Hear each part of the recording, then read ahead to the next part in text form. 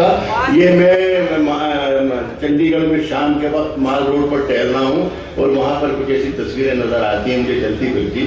वहाँ पर मेरे से ये रोज़ का मसला होता है ताकि मैं ताज़ा और शगुफ्ता मुझे अवसर करने ताज़ा और शगुफ्ता में जाऊँ अपने दिल्ली से अपने शहर को, इसलिए नई गज़ल पढ़ता हूँ।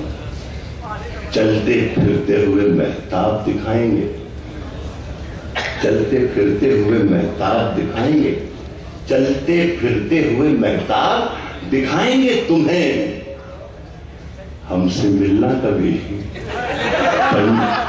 चलते फिरते हुए महताब दिखाएंगे तुम्हें, हमसे मिलना कभी पंजाब दिखाएंगे। चलते फिरते हुए महताब दिखाएंगे तुम्हें, चलते फिरते हुए महताब दिखाएंगे तुम्हें, हमसे मिलना कभी पंजाब दिखाएंगे तुम्हें। चांद हर छत पे है, सूरज है हर एक आंगन में। देखिए पुराने बात से इस्तेफादा किया है, ये मजमून में से मैंने लिया है, सुनिएगा शेर, सुनिएगा। चांद हर छत पे है, हमसे मिलना कभी पंजाब दिखाएंगे तुम्हें। चांद हर छत पे है, सूरज है हर एक आंगन में।